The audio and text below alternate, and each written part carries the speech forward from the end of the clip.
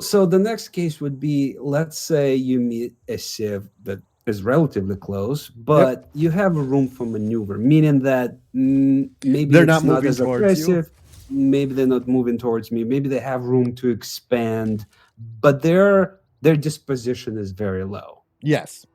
How low are we talking? -8, Uh, where you can't okay, get them out of let's denounce start. range. Let's start with -8. Yeah, because -8 is the only -8 is the only level at which you cannot do anything at the start of the game to get out of And that's the denounce range. lowest, right? The Yep. lowest that you can meet them at. Okay.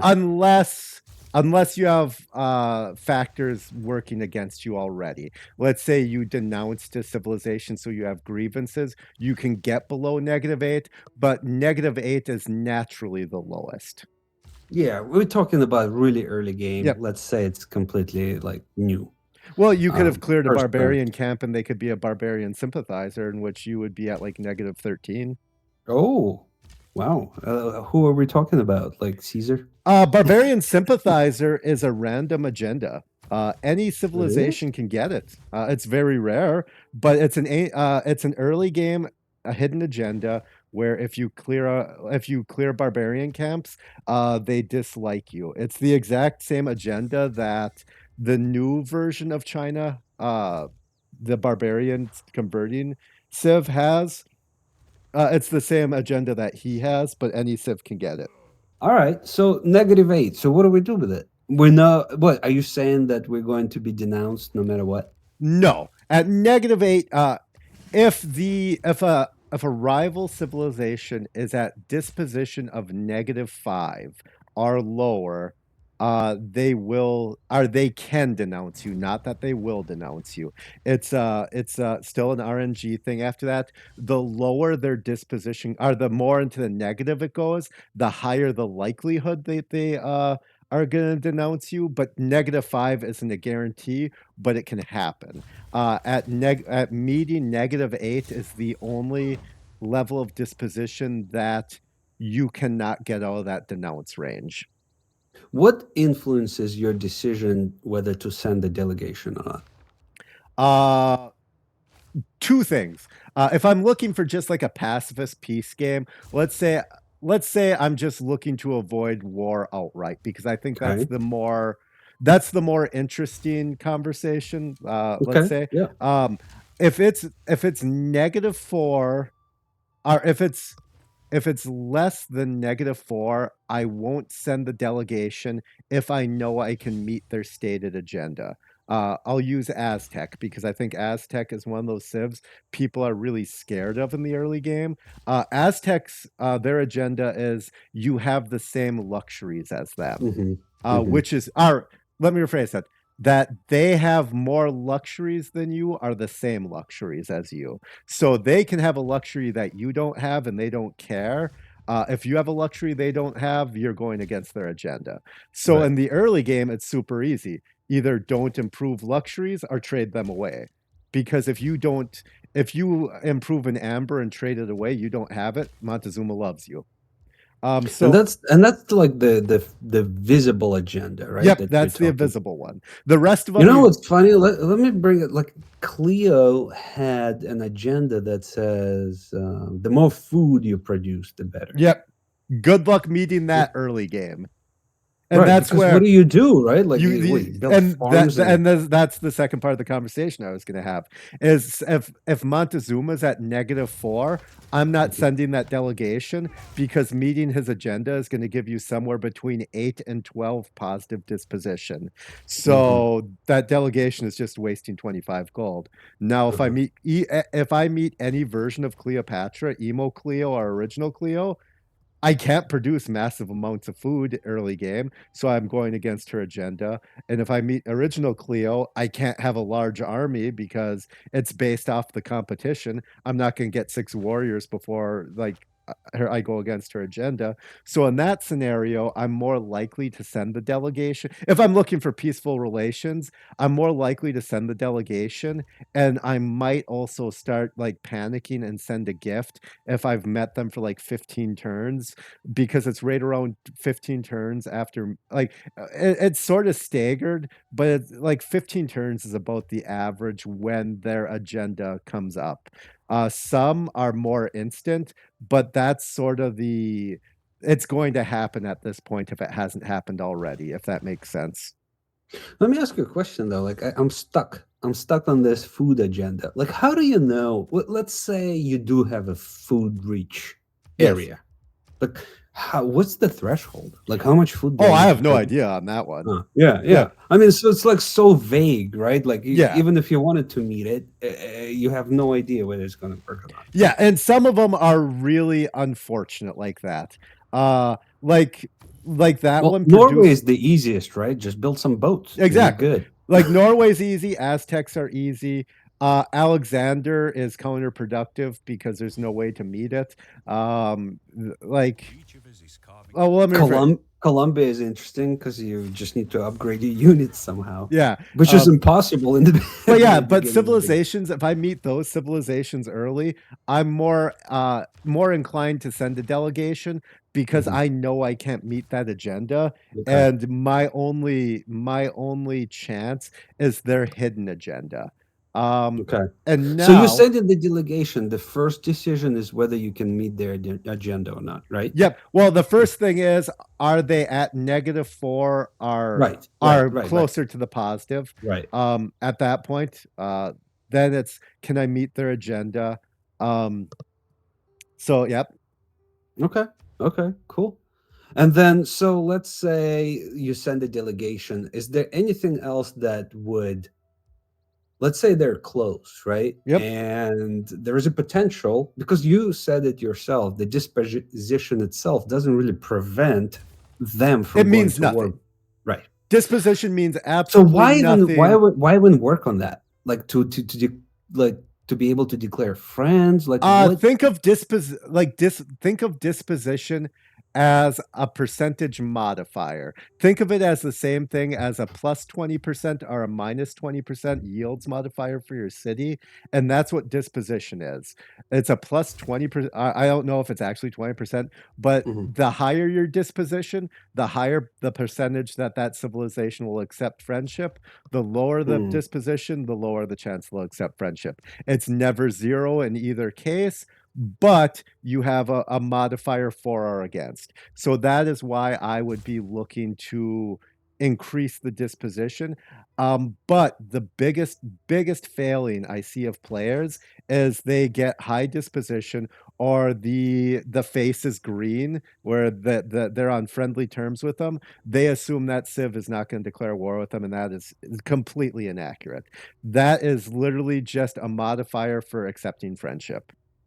So you should go ahead if you're not going to war or you're not planning war, just go ahead and declare friends rather Yes, than wait. and that is why I will declare friends a lot of times, because it saves me from having to look at my neighbor and seeing it. Because the Mhm, other thing mhm. is, they are opportunistic. Yeah. If they see an opening, they will declare war on you. And I've said it multiple times. You know, once I got 3 cities, you're never going to conquer me. But I don't want to divert the resources to Okay. buying units. That's going to slow me down. I would rather be stuck in a 30-turn friendship, and then in 30 turns figure out, okay, do I want to renew this? Then every few turns, like look at their territory and see if I have something I need to worry about.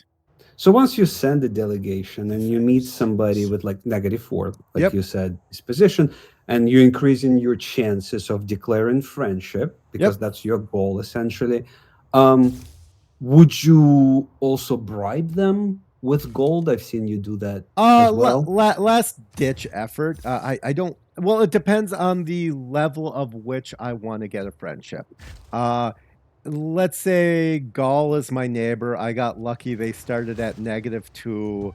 I send them a delegation. We're now even. I'm going to send Gaul a bribe because one, I know I can't meet his agenda, and two, They're like them and Scythia are like the only civilization that you can't defend against early game. If they rush you, you're pretty much done. Their bonuses are just so well. So in a scenario like that, yeah, I would be more apt to send a gold gift to get higher disposition to try and get that friendship as soon as possible. Now, if it's just a normal civilization, I would wait until things started looking bad. But the second things look bad, I would be more apt to do it. Like I said, the second they start moving their warrior towards me, and I watch their units, and it's 2 turns, 3 turns, and they're all moving towards me. Well, then yeah, now I'm sending them a gift to gold because I know somewhere between 5 and 15 turns there's a war being declared. So even if you see their troops movement and it looks like they're coming your way, you would still try to bribe them? Yes.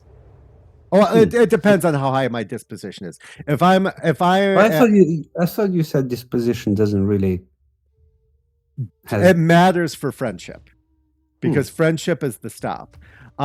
Because the AI will accept. So even if they're moving towards you, there is because it's still a % chance. You can become friends. Yeah, it's more like a lottery than anything because sometimes the AI will accept friendship when it's the worst action for their current plan. I know, I've seen you do that. It's like you just keep pressing that friendship button. I wish there was a shortcut, right?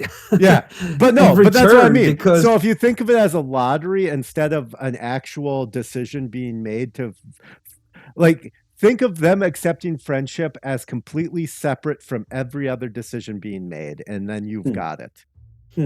So they can be moving to war on you, and if you hit that 1 in 100 chance that they accept it, you've avoided that war. So, and that's where I'm saying it depends on how high my disposition is. If they were -8, I sent them a delegation, they're at -5. I'm not going to send them a gift because they're still going to be negative. If they're at like 0 or -1 and that gift is going to get them in the positive, giving me a higher percentage, I might. It depends on how prepared. If my city is really easy to defend, I might not care. But we're going based off the fact that you don't want that war declared. Yeah, I'd send the gift. But it has to make sense. It has to either get you to 0 or it has to get you 2+ disposition. Otherwise, you're just throwing money away. And the gift should be like 3 gold per turn or something like that? Bare minimum, it should be 2 gold per turn. Look at what the AI is giving you for gold on exchange rate, and realize that it takes somewhere between 30 and 40 gold to get the positive trade deal modifier. So they value that gold more the more you've traded with them. Gotcha. Okay. Is trading luxury to them would 100%. Okay. Well, trading a luxury and getting gold for it, yes, very, very minimally in the sense that you have made one trade with them. But if you gift them the luxury, one, it's cost you 0 gold, so you still have the opportunity to sell your gold.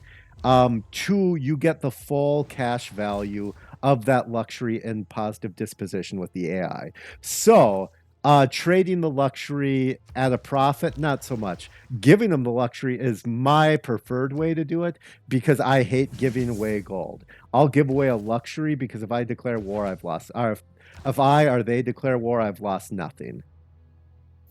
Okay. Is there any national trade route is such a waste of yields? You're getting 2 gold per turn. It's so minimal compared to a domestic one. But you can do that. One thing that you can do, civilization next to you that you're pretty sure that you're not going to be able to get friends with them or whatever, is if you meet another civilization that's met them, you can declare war and hope that they just intermingle with each other and leave you alone. And declaring joint wars is one, super profitable, but really good at getting you friends too. Let me explain this, Kane, because I think this is the most humorous thing that I have ever figured out. So in the early game, your grievances are negative. You lose grievances at -10 per turn. So if you're not actively at war generating grievances, every grievance that you've generated goes down by 10. That makes sense so far? Yeah. Declaring a surprise war is 115 grievances. So in 15 turns, you have 0 grievances. So Yeah. you no longer have that modifier, right? Yeah. When you declare a joint war, you get 2 bonuses. Well, you get 1 bonus for sure with the civilization that you declared the war with, not on.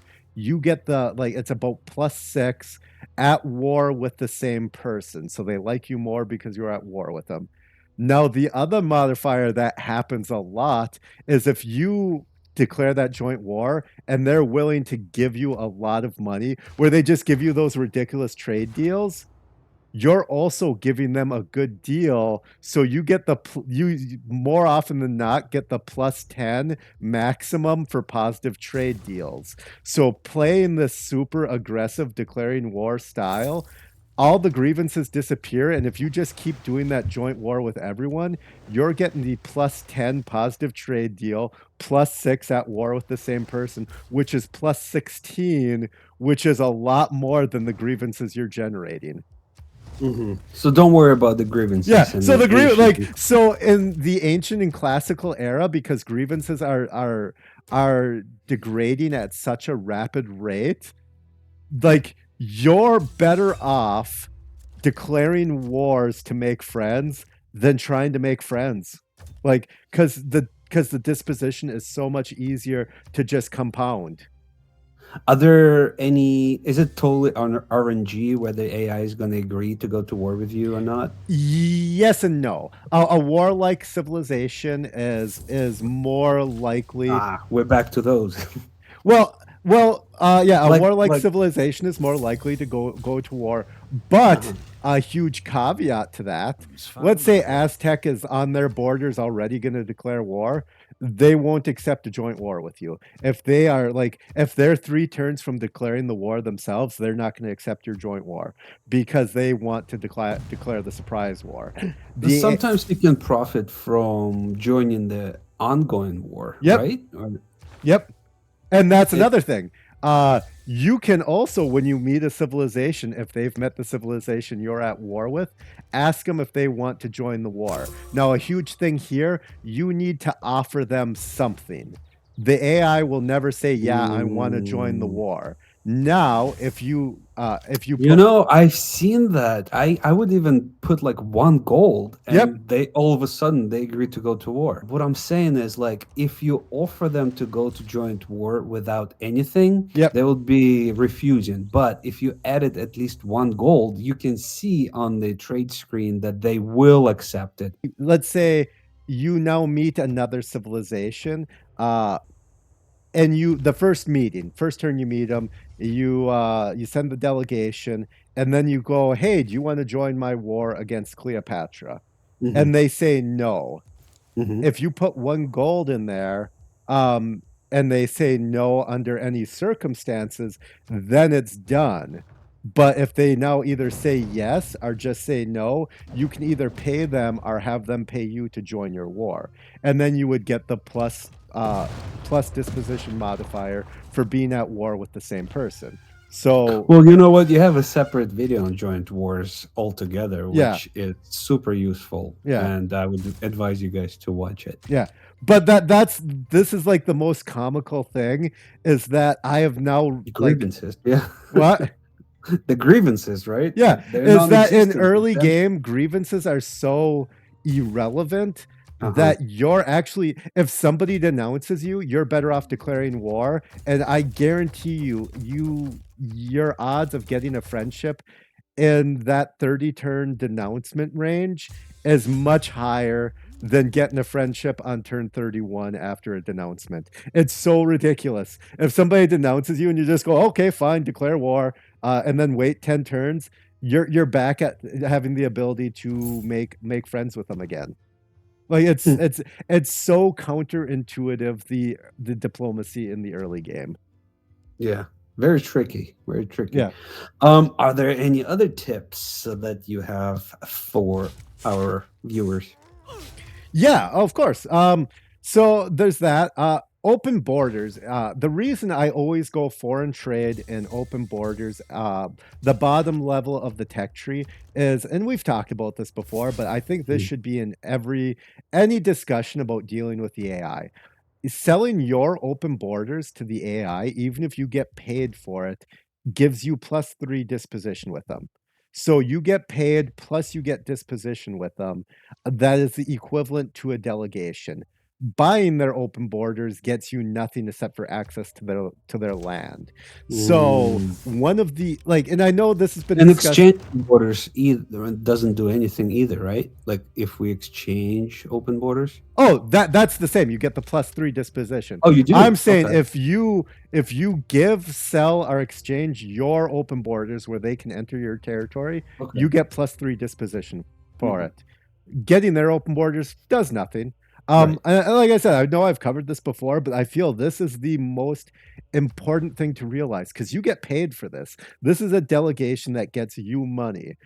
So if you're looking for friendships, and yeah, I know it's really annoying having AI troops in your territory, but it's +3 disposition. A delegation and open borders gets you friendship with, or gets you in positive disposition with almost every AI in the ancient era.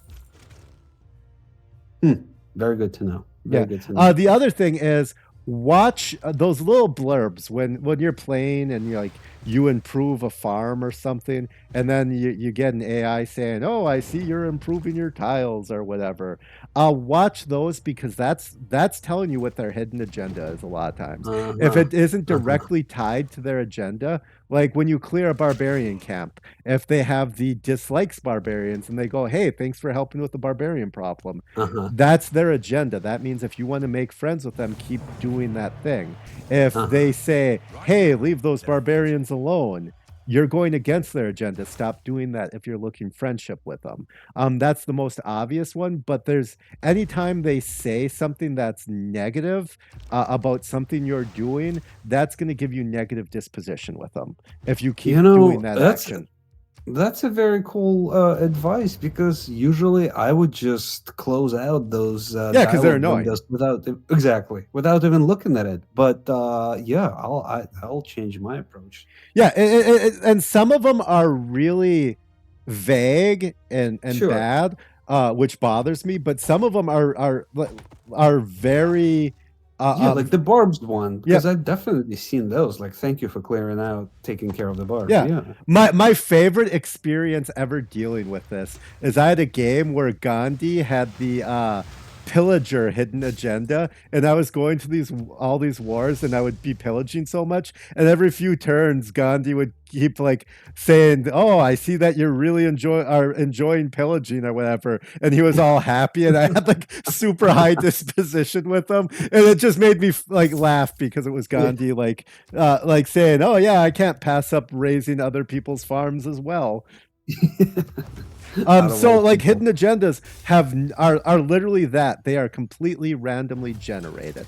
Um, there's a few caveats to that. Using Gandhi, Gandhi has a higher percentage of having the pro-nuclear agenda at the end game, but it's not a guarantee. Viking has a higher probability of pillager, but it's not a guarantee. But you can learn their hidden agenda by getting diplomatic visibility, by sending delegations in the trade route, and then that will literally tell you what you need to do to be friends with that person. Is getting the diplomatic visibility through a trade route and a delegation enough to see their hidden agenda?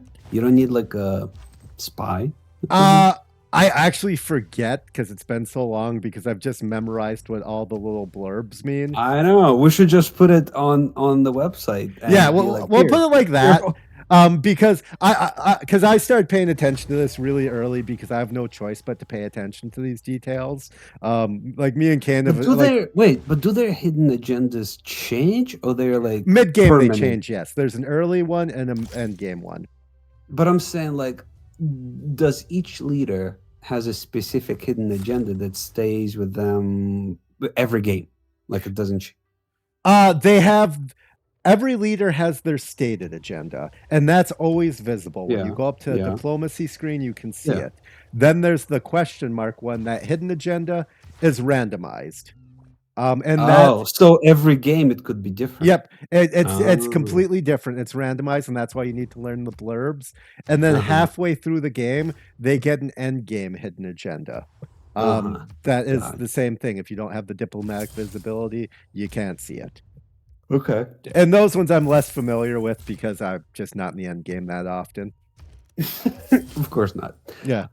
Is there anything else that, like early pillaging, like I've noticed you do these little things like very opportunistically, right? Like if you have, the last thing I saw was you're running around with a scout and you're like out of faith for a pantheon, and you're like, oh, you know what? I'm gonna go and find myself a holy site to pillage and get Yep. some faith. That is something that I've never even Yeah. considered, you know? Here's the thing: a holy site, a stable, a pasture. All of those give you enough faith for your pantheon. Why like don't use God King. Like if unless you want one of the first three pantheons, Right. there's no reason to use God King. If you're walking around and you see a holy site and they're like 3 civilizations away, just declare war and pillage their holy site. Oh, this is another thing. I don't know if you're going to want to cut this in, but when you're looking at civilizations and who they're going to go to war with, they're going to go to war usually with people they're close to. So if you have a city state or a civilization between you and another civilization, very unlikely they're going to go around them to get to you. It will Right. happen, don't get me Right. wrong, but like think of path of least resistance, and that's what Right. they're going to do. So a lot of times, Immediate borders, right? yeah, so and this is good for like doing joint wars, but it's also good for determining your level of safety, determining what is the odds that somebody's going to declare war on you. If you have a city state that you can get suzerainty of between you and that civilization, they're going to waste all their troops on that city state and they're not going to come for you. But it comes down to even if there's a barb camp in their direct path, they'll get distracted by the barb camp. That's just something I wanted to add is you think of the path the AI has to take to go to war with you, and that will affect it as well. Got it. All right. I think we got a lot of different insights Yeah. and confusion cleared out in this one. And probably Thanks, some Soger. confusion added. Who Yeah, knows? probably. So you know what? Ask in the Yeah. comments. If you have any questions or comments, or you want us to like go into more detail on any part of this or anything else, just let us know in the comments. All right. And as always, thank you guys for watching, and we'll talk to you next time.